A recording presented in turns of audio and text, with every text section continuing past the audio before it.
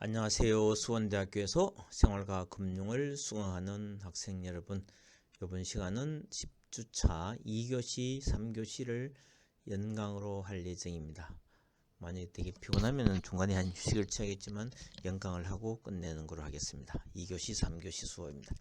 자, 이번 장은 그 실용금융교재 2장에 나오는 금융상품, 금융시장과 금융회사가 어떻게 돌아가는지를 살펴보는 시간을 갖도록 하겠습니다.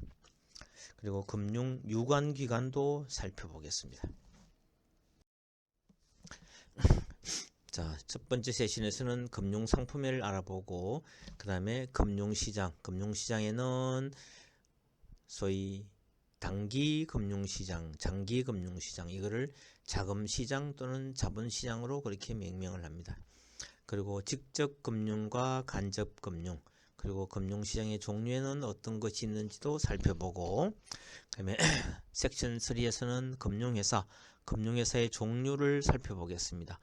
은행, 그리고 비은행 예금 취급기관, 보험회사, 금융투자회사, 기타 금융회사 순으로 쭉 살펴보고, 금융유관기관에는 금융감독원, 한국은행, 예금보험공사, 한국거래소, 신용회복위원회, 서민금융진흥원, 금융업권별 협회 등등 이런 순으로 쭉 한번 리뷰를 해보겠습니다.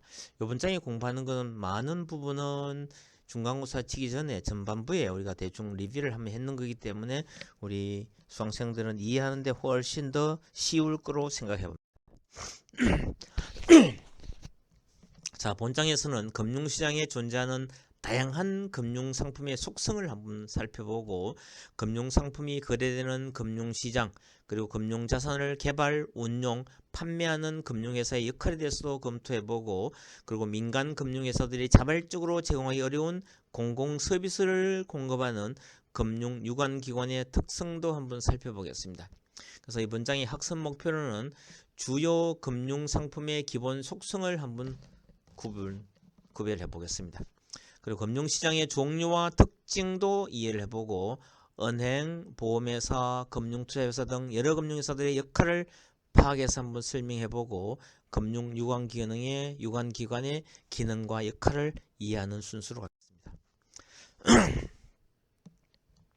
자, 이건 2020년도에 헤럴드경제에 나오는 얘기인데, 그 당시 금융감독원장, 지금은 바뀌었습니다. 최근에 소비자를 위한 보이는 손이 필요하다고 강조를 했습니다. 그 당시 금융감독원 원장은 2020년 6월 17일 서울 더 플라자 호텔에서 열린 헤럴드 금융포럼 기조연설에서 소비자를 보호하고 시장을 불안전 경쟁의 결함으로부터 지키기 위해서는 규제라는 보이는 손이 있어야 한다고 말했습니다.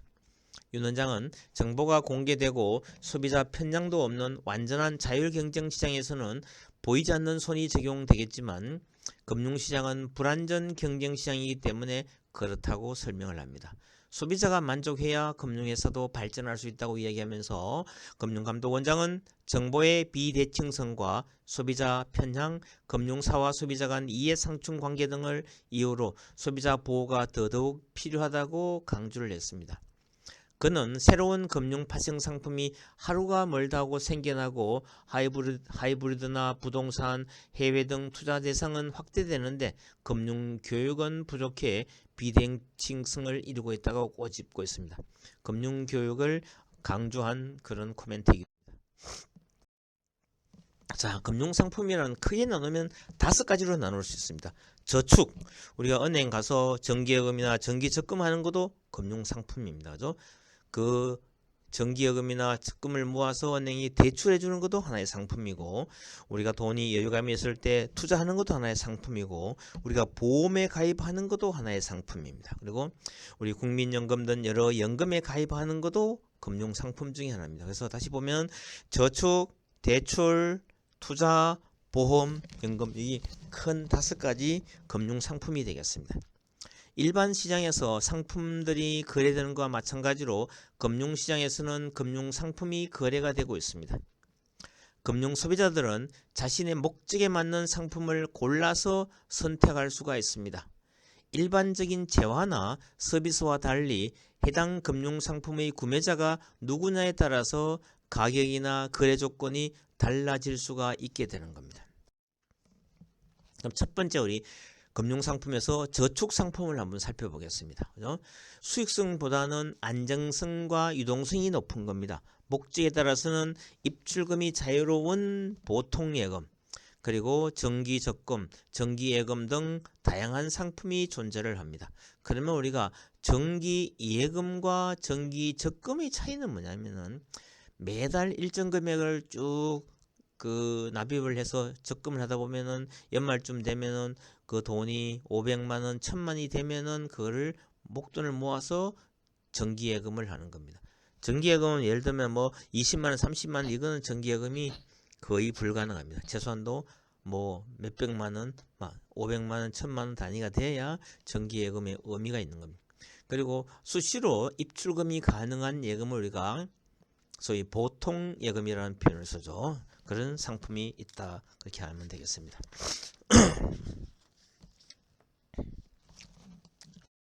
그다음에 대출 상품은 또 뭐냐면 돈이 필요한 가게나 기업 등에 돈을 빌려주고 이자를 수취하며 일정 기간 후 상환하도록 하는 금융상품을 이야기합니다.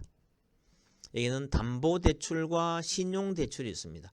담보대출이라는 것은 주택이나 자동차, 예금 등을 담보로 저당권, 질권을 설정하는 것을 담보대출이라고 얘기를 하고, 신용대출은 담보 없이 개인이나 기업의 신용으로 대출을 받는 것을 얘기합니다. 담보대출, 신용대출 이렇게 두 개 나눌 수 있습니다.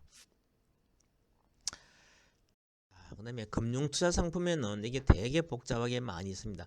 투자성이 있는 금융투자상품과 투자성이 없는 비금융투자상품으로 나누어지는데, 투자성이라는 개념은 뭐냐면 투자의 원금의 손실 가능성을 의미합니다. 자, 원금이 손실될 가능성이 있느냐 없느냐로 나누는 겁니다. 그죠? 자, 원금의 손실 가능성이 있는 상품은 금융투자 상품이 되고, 원금의 손실 가능성이 없는 것은 비금융투자 상품이 되는 겁니다. 자, 그럼 금융투자 상품에는 정권, 그리고 파생 상품으로 나눌 수 있습니다. 정권에는 크게 나누면 주식과 채권 등이 있겠죠. 자, 그런데 여기서 또 금융투자 상품에 원금을 초과해서 손실 발생 가능성이 있느냐 없느냐. 정권은 원금 초과 손실 가능성은 없습니다. 투자한 금액만큼만 손실을 볼 수 있는데, 파생 상품은 원금을 초과해서도 손실이 발생될 수 있다는 것은 마이너스도 갈 수 있다는 뜻입니다. 거기에는 장내 파생 상품이 있고, 그리고 장외 파생 상품이 있습니다. 장내 파생 상품은 정형화된 시장에서 거래 여부에 따라서 또 달리 나누는 겁니다. 정형화된 시장에 따라서 그렇게 구분을 하기도 합니다. 그 다음에 보험 상품이라는 게 있습니다. 질병, 재해, 사망 등 각종 사고 같은 위험에 대비한 보장을 받기 위해서 가입하는 금융상품을 얘기합니다. 평소에 보험료를 내고 사고가 발생했을 때 보험사로부터 약정된 보험금을 받아서 경제적 손실을 만회할 수 있습니다. 여기서 우리가 보험료, 보험금, 이게 그렇지만 보험료라는 것은 그 보험을 가입한 고객이 매달 일정 금액을 내는 것을 우리가 보험료라고 얘기를 하고, 사고가 났을 때 보험회사로부터 우리가 돈을 받는 것, 그거를 보험금이라고 얘기합니다. 평소에는 우리가 보험회사에 매달 얼마씩 보험료를 내다가 사고가 발생되었을 때 보험금을 수령하는 이런 것을 우리가 보험 상품이라고 이야기합니다. 자, 그 다음에 연금 상품이라는 게 있습니다. 안정적인 노후 생활이라는 특정 목적을 위해서 만들어진 다양한 형태의 상품인데, 노후 준비라는 장기적 목적을 위해서 유동성이 매우 낮게 설계가 되어 있습니다. 크게 나누면 연금 저축이 있고 연금 보험이 있습니다. 연금 저축은 연급여, 연봉 자체가 5,500만 원 이하와 5,500만 원 이상에서 1억 2천까지, 그리고 1억 2천을 초과하는 경우에, 이런 경우에 혜택이 각각 다 다릅니다. 그죠? 이거는 여러분들이 나중에 직장 생활을 하기 시작했을 때는 반드시 점검을 해서 여러분들 연금 상품도 꼭 하나 가입하기를 권유합니다. 여기는 연금 저축 신탁이 있고 연금 저축 펀드가 있고 연금 저축 보험이 있습니다. 자, 연금 보험이라는 거는 이자나 수익에 비과세를 하면서 약간의 저축성 보험 그런 성격을 띠고 있습니다. 여러분들이 만 19세가 되면은 대한민국의 국민이라면 누구든지 다 국민연금에 가입을 할 수가 있습니다. 자, 우리 교수님 강의를 듣는 학생들 가운데 학교를 되게 일찍 들어온 학생들은 만 19세가 안 되는 학생들도 있을 수 있습니다. 만 19세가 되면은 무조건 국민연금 한 달치를 내고라도 가입을 합니다. 한 달치 보험료가 한 89,000, 9만원 정도 됩니다. 내고 그 다음 달에부터는 돈이 없으면 안 내도 괜찮습니다. 시작을 언제 하는가에 따라 가지고 나중에 국민연금 받는 금액 자체가 달라지기 때문에 여러분들 꼭 국민연금은 우리 리포트에 하면 뭐 한 50년 2050 몇 년, 2060년쯤 되면 우리나라 국민연금이 고갈된다 뭐 이렇게 하면서 가입을 해야 되니 안 해야 되니 그런 논의가 되게 많이 있습니다. 이거는 대한민국 정부가 존재하는 한은 어떤 방법이든지 국민연금은 우리가 받을 수 있다고 확신을 해야 되는 겁니다. 자, 유럽 나라에도 그 국민연금이 다 재원이 고갈이 됐어도 어떤 방법이든지 한 번도 부도를 내지 않고 국민들의 약속이기 때문에 정상적으로 국민연금을 지급을 하고 있는 사례를 볼 때 우리나라는 그렇게 큰 문제가 없기 때문에 그 금액이 보통 한 9만원 정도만 일단 한 달 내 가지고 시작을 해보는 겁니다. 시작을 해보기를 교수님은 강력히 권고합니다.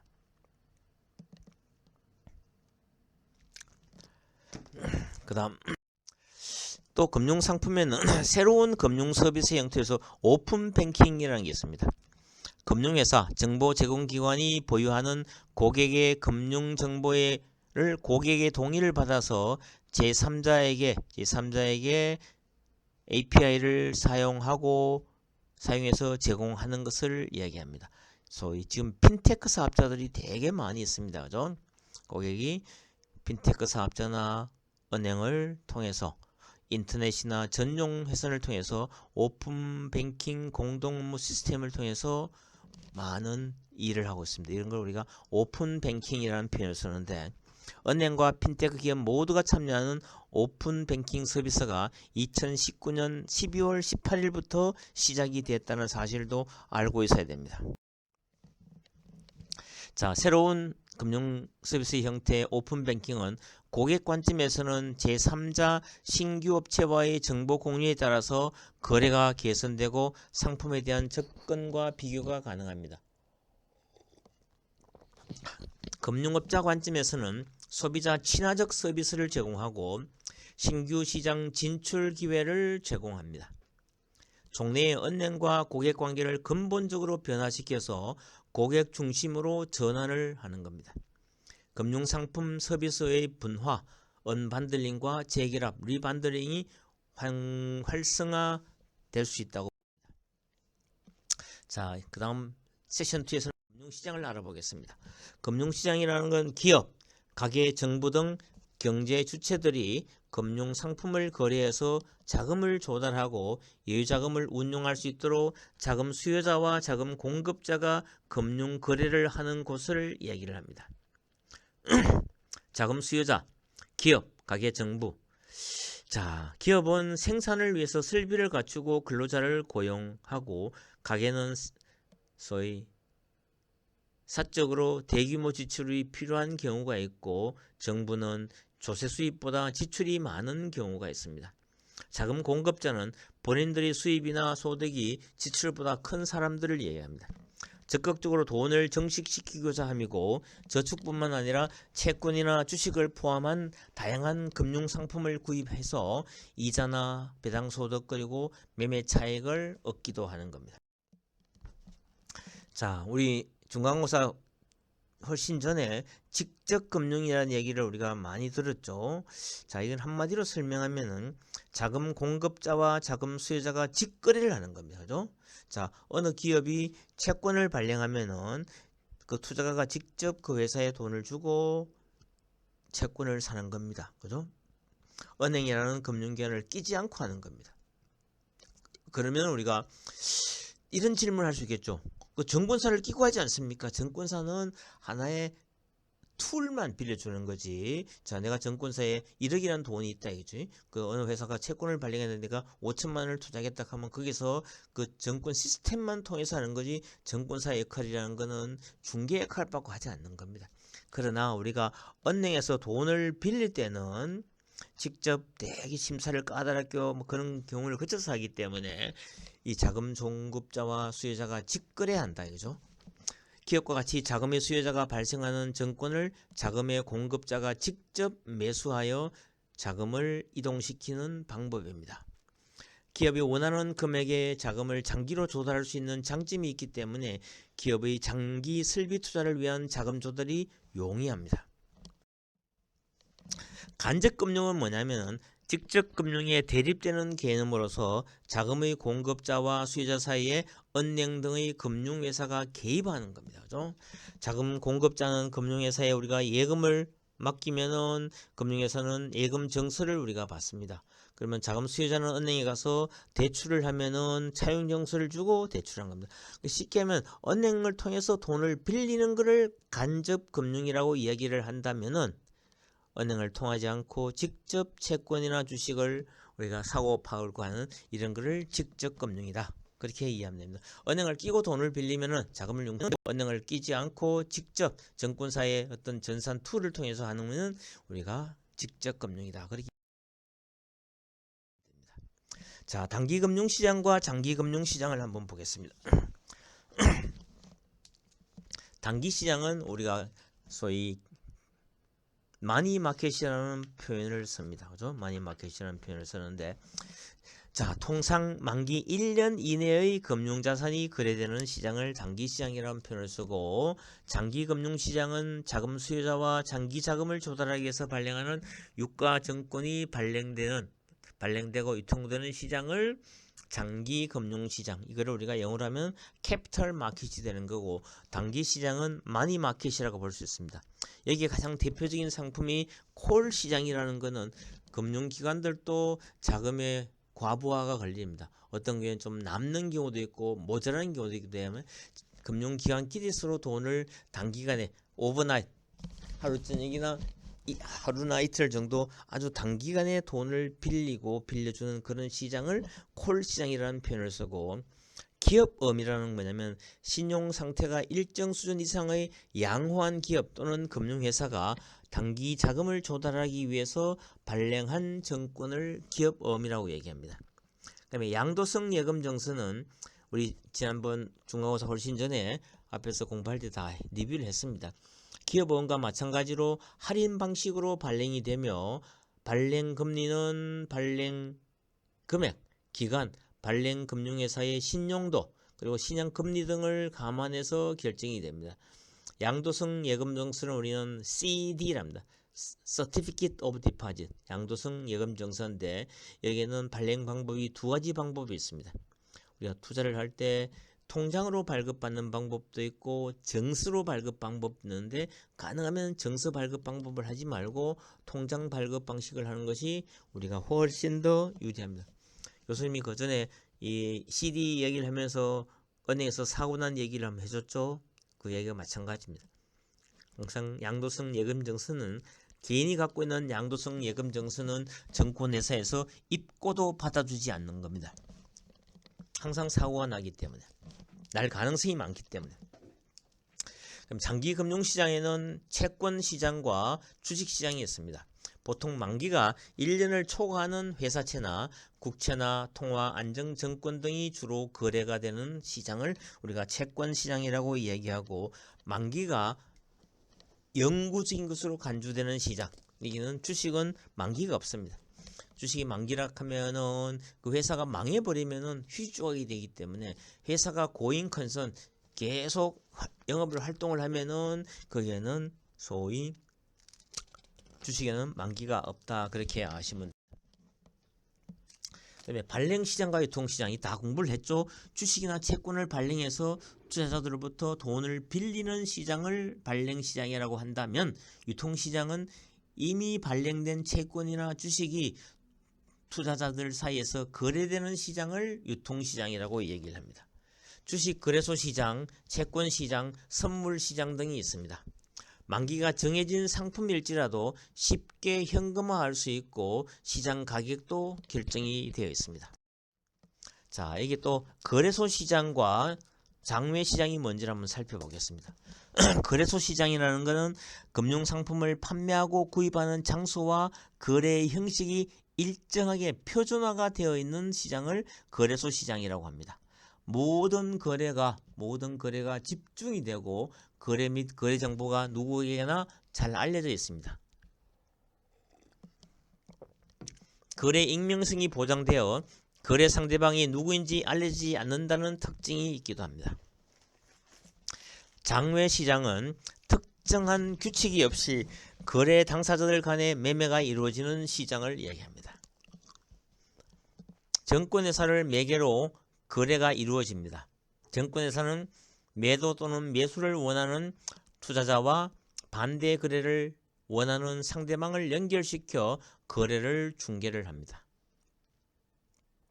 자, 우리는 이 장외 시장도 공부를 해야 되지만 우리 학생들한테는 먼저 거래소 시장부터 열심히 공부하고 거래소 시장이 메커니즘을 다 알고 난 후에 그 다음에 우리 학생들은 장외 시장을 공부하는 것이 훨씬 더 바람직하다고 볼 수 있습니다.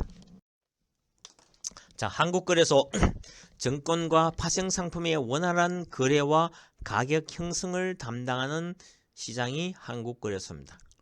우리 지난 시간에 선물 옵션 공부하면서 청산소라는 개념도 얘기했죠. 이 한국거래소가 우리나라 파생상품의 청산소 역할도 합니다.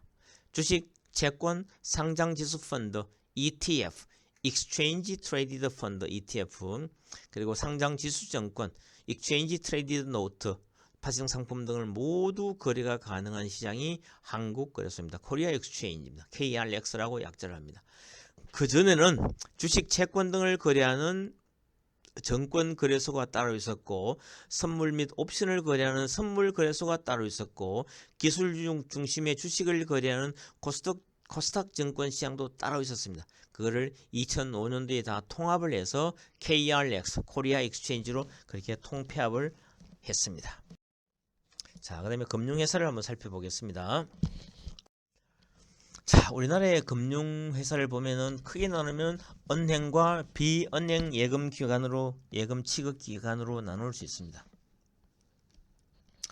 자, 일반 은행은 시중은행이 있고 지방은행이 있고 인터넷 전문은행이 있고 외국은행, 국내 지점이 있어요. 이 전부 다 일반 은행으로 봅니다. 그리고 특수은행에는 한국산업은행, KDB, 그리고 엑심뱅크, 한국수출입은행, 그리고 IBK, 중소기업은행, 농협은행, 수협은행, 이거는 다 각각의 법으로 규정이 돼서 설립된 은행들입니다.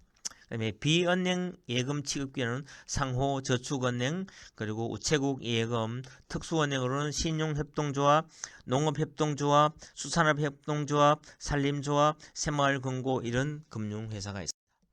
그 다음에 보험회사는 생명보험, 우리 생명을 담보로 해서 보험 상품을 팔고 거래해주는 그런 회사를 생명보험이고, 손해보험은 생명이 아니고 어떤 화재나 어떤 손실이 발생을 취급하는 보험회사가 손해보험입니다. 그리고 우체국보험도 있습니다.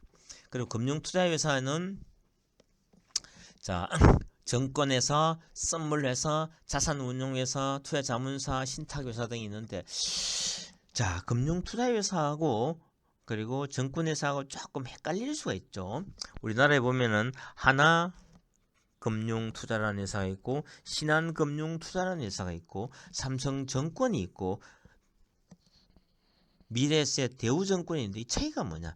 자, 우리나라 자본시장법이 2009년도 2월 4일부터 자본시장법을 통폐합을 다 해놨습니다. 자본시장법에는 증권회사라는 용어가 나오지 않습니다. 전부 다 거기는 금융투자업자, 금융투자업을 하는 회사라고 나옵니다. 그리고 선물회사는 우리 지난 시간에 공부했는 거 선물을 취급하는 회사입니다. 그 자산운용회사는 쉽게 설명하면 집합투자업이라고 볼 수 있는데 여러분들이 잘 알고 있는 펀드 관련해서 운영하는 회사가 자산운용사다. 그다음에 투자자문사는 지난번에 얘기했다시피 투자 1임업과 자문업 두 가지가 있는데 1임업은 그 고객과 계약을 해서 모든 것을 투자자문사 마음대로 운영을 하는 겁니다. 자문이라는 거는 전화가 오든 찾아오면은 자문만 해주고 의사결정은 투자가가 직접 하는 겁니다. 자, 계좌를 오픈을 하더라도 자, 계좌가 홍길동이라는 계좌가 있는데 이 계좌가 1인 매매의 계좌라면은 투자자문사가 100% 알아서 마음대로 운영을 해도 됩니다. 그러나 이 계약 자체가 홍길동이라는 계약 자체가 투자 자문업으로 계약이 됐으면 절대로 투자자문사에서는 그 계좌에 대한 주문을 타치하면 안 됩니다. 이런 경우에는 불법이기 때문에 전화로만 어드바이즈를 해주고 최종적으로 그 투자자 오너가 본인이 투자를 하든 하지 않든 어떤 결정을 내리게 되는 겁니다. 그다음에 신탁회사는 신탁업을 하는 거고, 그다음에 기타 금융회사는 금융지주회사가 있고, 여신 전문 금융회사, 우리가 신용카드사나 리즈사나 할부금융, 신기술 사업금융사 등등이 여신 금융 전문회사가 되겠습니다. 은행은 예금 또는 채무증서 등을 통해서 불특정 다수인으로부터 자금을 조달하고 기업, 가게 등에 대출하는 금융회사를 은행이라고 얘기합니다. 은행. 자, 은행의 업무는 크게 나누어 보겠습니다. 은행의 업무는 고유 업무가 있고, 그리고 부수 업무가 있고, 소위 금융 업무가 있습니다. 자, 예적금 수입이나 유가증권 또는 채무증서 발행하거나 자금의 대출, 할인, 내외국환 등은 고유 업무입니다. 부수 업무는 고유 업무에 부수한 업무로서 채무 보정, 그리고 인수, 그리고 상호 부금, 보호 예수 등을 하는 부수 업무가 있고, 금융 업무는 다른 업종의 업무 중 은행이 영위할 수 있는 업무로서 자본시장과 금융투자에 관한 법률상의 집합투자업이라는 것은 펀드 관련되는 업무, 집합투자 증권에 대한 투자매매, 중개업, 투자자문업, 신탁업, 여신 전문 금융업상 신용카드업, 근로자 퇴직급여 보장법상의 퇴직연금사업 등 이런 거를 하기도 합니다. 자, 특수은행은 수출이나 산업발전이라는 국가의 목표에 부응하기 위해서 설립이 되었지만 이익이 낮아 일반은행이 참가하지 않는 영역의 업무를 담당하는 것을 이야기합니다. 그리고 한국수출입은행은 엑심뱅크입니다. Export Import Bank. 수출입, 해외투자, 해외자원개발 등에 필요한 자금을 공급해주는 것을 말하고, 중소기업은행은 담보 여력이 없거나 신용도가 낮은 중소기업을 지원합니다. 농협은 농업인과 농업협동조합에 필요한 금융 서비스를 제공을 하고, 수협은행은 어업인과 수산업협동조합에 필요한 각종 금융 서비스를 제공한다. 자, 상호저축은행은 뭐냐면 지역 서민들과 기업을 대상으로 여수신 업무를 주로 합니다. 신용도가 낮은 개인이나 기업을 대상으로 하기 때문에 대출 금리가 은행보다는 높지만 대신에 예금 금리도 높습니다. 상호금융, 조합원에 대한 여수신을 통해서 조합원 상호 간 상호부조를 목적으로 운용을 합니다. 신용협동조합, 새마을금고, 농수협, 산림조합 등이 있습니다.